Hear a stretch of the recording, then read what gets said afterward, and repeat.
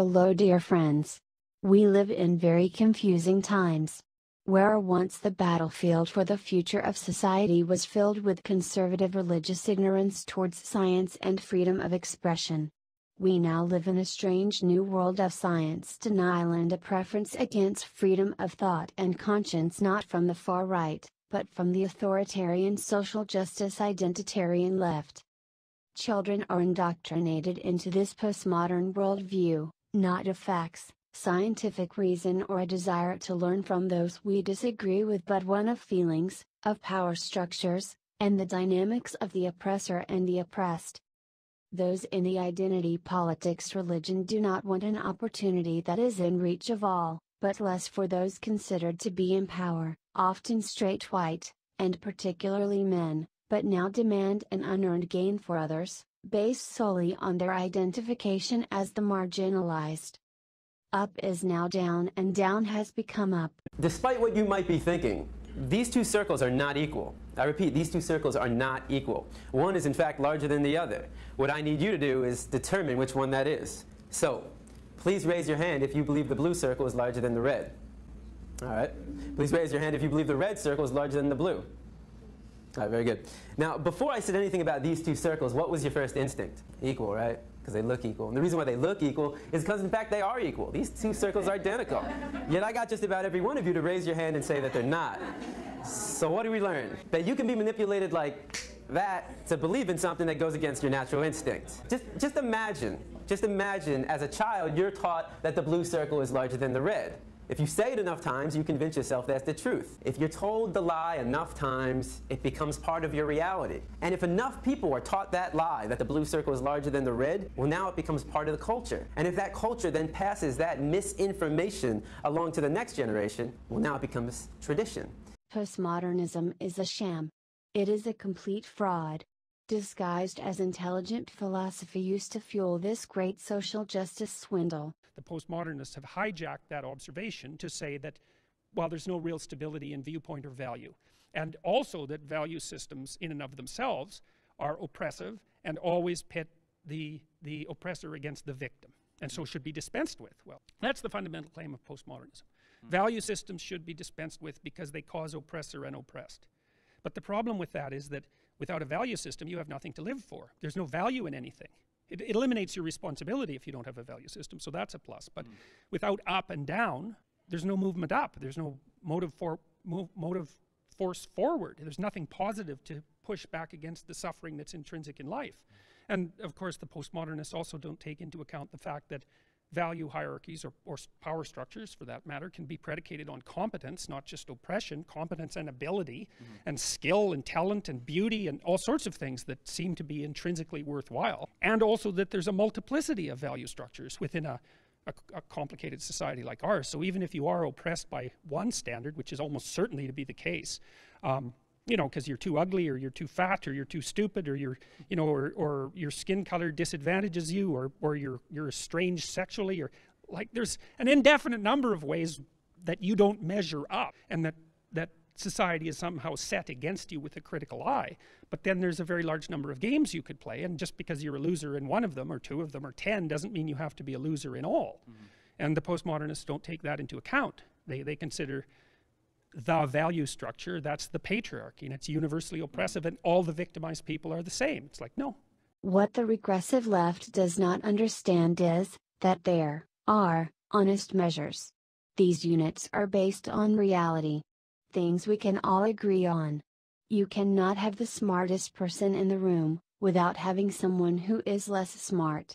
Like Jordan Peterson, this man gets that some people may excel in some ways, but not necessarily in others.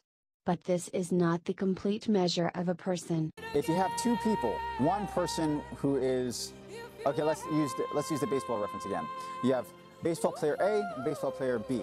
Baseball player A has a better batting average than baseball player B. Therefore, it is instrumentally correct to say that baseball player A is better at baseball than baseball player B. You cannot say that baseball player A is intrinsically a better person or worth more to the universe than baseball player B, but you can absolutely declare with empirical evidence that baseball player A is better than baseball player B.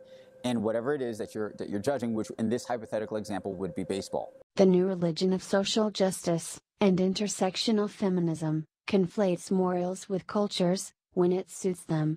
If it is evil white people in the West, then everything is racist, and everyone else is marginalized and oppressed. If it is a Muslim country, then the regressive left will give them a pass. This is where they forbid us to condemn immorality within Islamic cultures. It's the primary source of social progress or regression. Nowhere do we see this more clearly than in the status of women. The Judeo-Christian culture, and perhaps a more upwardist civilization, has produced over time the law codes, language, and material prosperity that have greatly elevated women's status. But this progress is not shared everywhere. There are still hundreds of millions of people that live in a culture, the Islamic for instance, that takes female inferiority for granted. Until recently, these cultures, the Western and the Islamic, were for the most part separated. But that is changing, dramatically so. Large numbers of immigrant men from the Middle East, South Asia, and various parts of Africa have brought a different set of values to the West, specifically Europe. More than 1 million arrived in 2015 alone. More are on the way. As a result, crimes against girls and women, groping, harassments, assaults, and rape have risen sharply. These crimes illustrate the stark difference between the Western culture of the victims and that of the perpetrators. Let me be clear. Not all immigrant men, or even most, indulge in sex attacks or approve of such attacks. But it's a grave mistake to deny that the value system of the attackers is radically different from the value system of the West. In the West, women are emancipated and sexually autonomous. Religiosity and sexual behavior or sexual restraint is determined by women's individual wishes. The other value system is one in which women are viewed as either commodities, that is, their worth depends on their virginity, or on the level of a prostitute if they're guilty of public immodesty, wearing a short skirt, for example. I do not believe these value systems can coexist. The question is which value system will prevail. Unfortunately, this remains an open question. 2017 has been a tumultuous year with the #MeToo movement. We find ourselves in a difficult situation. We want to believe any woman who accuses a man of sexual impropriety, but that necessarily, automatically convicts, in the court of public opinion, anyone who is accused. Further, like the witch trials of days gone by, it is easy to get ensnared in this vicious cycle. In a business where stars often behave like demanding children, a place where Harvey Weinstein was long considered a moral leader, Matt Damon stands out. He's apparently well-liked by just about everybody he deals with. He gives generously to charity. He's been married to the same woman for 12 years. They're raising 4 daughters. No one's ever even accused him of sexual misconduct, but suddenly that doesn't matter. Matt Damon's career is now in jeopardy. More than 20,000 people have signed a petition calling for producers to cut Damon from his latest film. That movie's already been shot, but the petition demands that any evidence of his voice or image be removed from the film in the editing booth. Other people are saying Damon ought to be denied future film roles, and he may well be denied those roles. What exactly did Matt Damon do to so thoroughly destroy his reputation in such short a time? Well, last week he gave an interview to ABC News about the wave of sex scandals in Hollywood. No, he didn't defend sexual harassment in that interview. He didn't suggest the accusers are lying. He didn't say anything remotely like that, though you'd never know it from the coverage, which in some cases omits any of Damon's direct quotes. So we'll let you decide for yourself what you think of Matt Damon's views. Here's what he actually said to ABC News.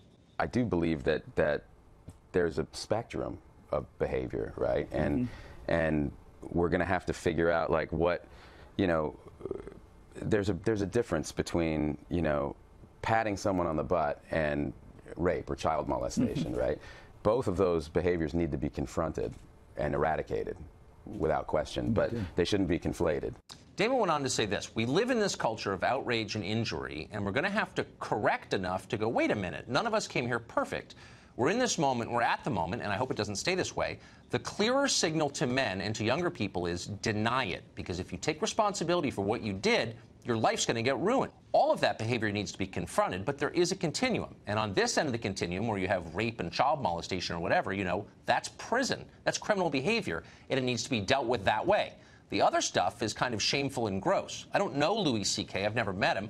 I'm a fan of his, but I don't imagine he's going to do those things again. You know what I mean? I imagine the price that he has paid at this point is so beyond anything that I just think we have to start delineating between what these behaviors are. End quote. There it is. Now, there are a couple of incomplete thoughts in there. There's a line or two your average publicist would advise you against expressing in public. But ask yourself, and be honest, how much of that do you actually disagree with? How much is hateful or immoral or otherwise beyond the pale? None of it? Exactly. There's not a single sentiment in that entire paragraph that's not defensible or that 90% of the American population would find over the top or outrageous. It's all within bounds, or it would have been last year. But because a handful of Twitter users don't like it, the rest of us have to pretend that Matt Damon is somehow guilty of something awful. And if we don't pretend, we may ourselves be seen as collaborators of whatever crimes he supposedly committed and forced to share his punishment. It's terrifying and it's corrupting. This is how reason dies. We're watching it happen. Most of us are too afraid to say anything about it as it happens. Meanwhile, the least reasonable, most extreme voices get louder by the hour. Although most reasonable people consider it wrong that Matt Damon was ensnared, simply for having an opinion. In Canada, Lindsay Shepherd stood accused, apparently, without an accuser. The witch trial-like tribunal she faced, plus the ensuing nonsense, propelled her to notoriety. The illiberal left compares the playing of a television clip, by Lindsay Shepherd, from a Canadian public television program, because of the inclusion of Professor Jordan Peterson, as literally Hitler. So, we have the viewing of the opinions of University of Toronto professor, in a 3-minute clip, is literally on par with the genocide of millions. The SJW virus runs deep. You may remember the story of the teaching assistant at Wilfrid Laurier University who was reprimanded in a meeting with several faculty members. Lindsay Shepherd was teaching a communications class about the use of gender-neutral pronouns. As part of her class that day, she showed a video of a debate on the issue, including a professor who does not believe that they is a proper substitute for him or her. Afterwards, her supervising professor and others called her to a meeting. Based on what they said were complaints from other students. She recorded that conversation. Here's an excerpt. The reality is that it has created a toxic climate for some of the students. How many? It's great that. Ooh, like how many? Okay. One? May I speak?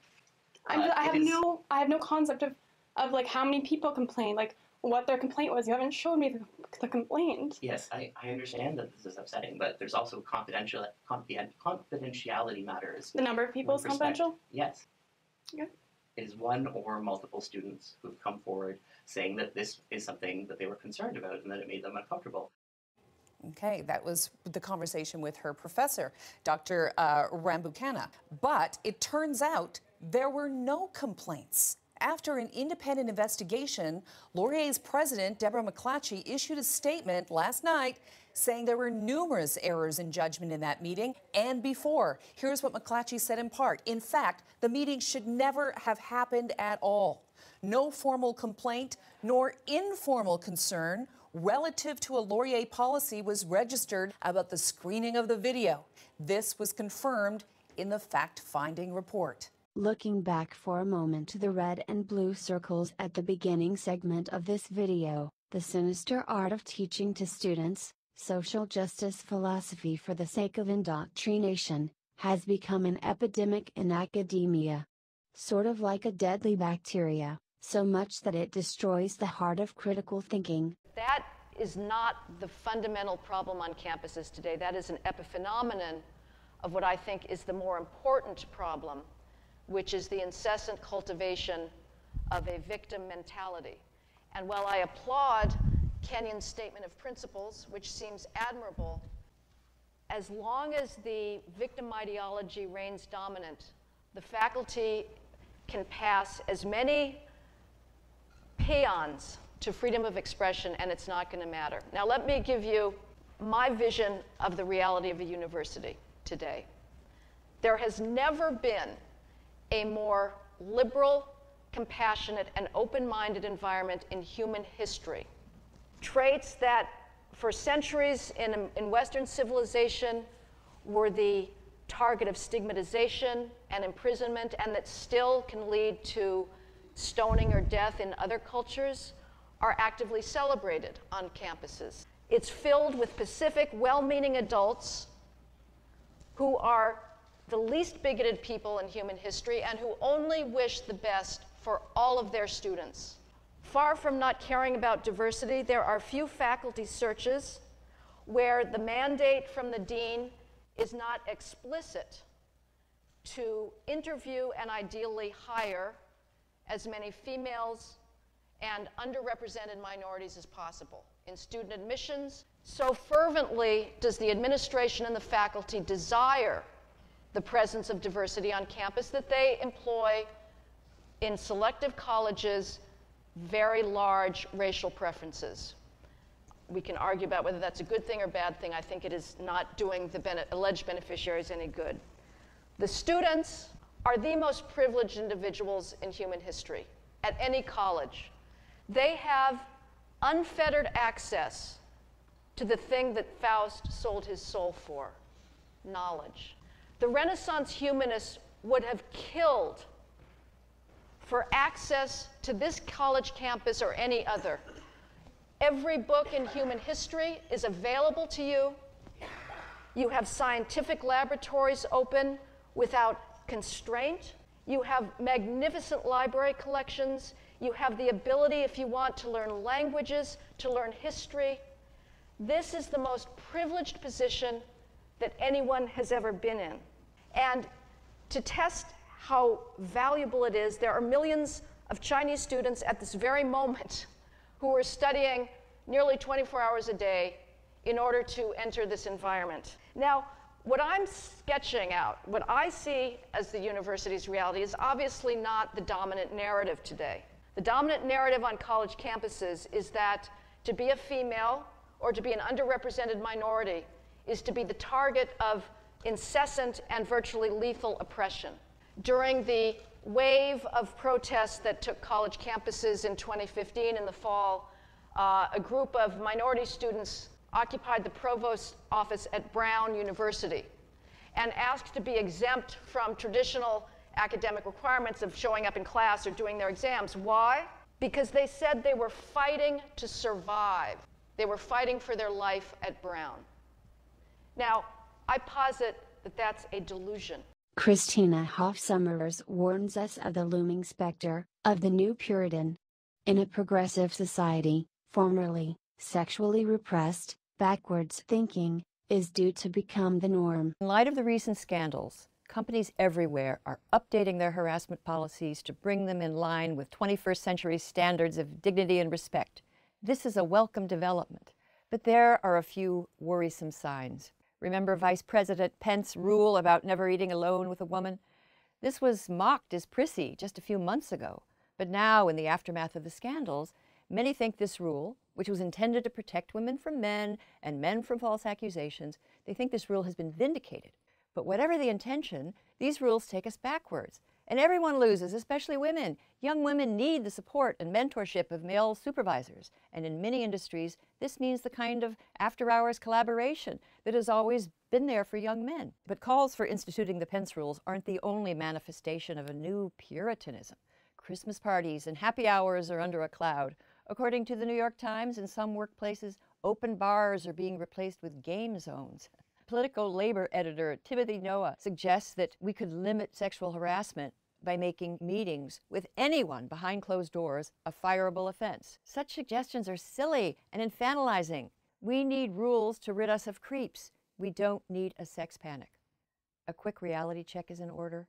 There are about 151 million men and women in the U.S. workforce, and despite recent scandals, most of them appear to be working together in relative harmony. They manage to hold meetings, plan product launches, attend conferences, travel, even attend parties where libations are served, without incident. Occasionally, they do fall in love. According to a Stanford sociologist, between 16 and 19% of married people met their spouse at work. Now, most of the sensational cases in the media involved high-profile men working in unusual environments with little or no accountability. Companies with strong leaders who encourage civility and respect are far less likely to have a problem. I haven't done a video compilation like this in a long while, so I hope you enjoyed it. Got a little help from Daisy, having a little problem with my voice again. But anyway, very troubling what's been happening, as you saw in the last 20 or so minutes in the world. What can you do about it? Get involved. Does that mean saying hateful, racist things in the comments below? Well, if that's all you can do, but get active, get your own account, start your own YouTube channel, Twitter channel. And the important thing is we're talking about the big game changer, this new approach to things that people disagree with is now violence or hate speech. And that is a truly disturbing trend, because how do you go up against that? If you disagree with someone, it's considered violence. Well, the only reasonable response to violence is more violence. I don't believe there's an easy answer for that. But there's always ways to meet halfway. There are women who want to respect people that are transgender, that say men who identify as women. They want to respect them as trans people, but not as biological women. A lot of these, mostly radical feminists, are tagged as violent TERFs, for, just like with Jordan Peterson, pretty much next to Hitler, just for having an opinions or thoughts about life and how they view the world. And this isn't the way to go. Anyway, get active. Even though it's an anonymous channel, I'm not going to give you much more information. That since I started it, I red-pilled a group of people that were mostly feminists, and with really, really good results. And they are now thinking, scratching their heads and thinking that maybe the world isn't as simplistic. So you can do it one person at a time. Try to get a voice online, Twitter, YouTube, Facebook, or you can just keep putting hateful comments in the video comments section. Anyway, goodbye. Happy New Year to everybody.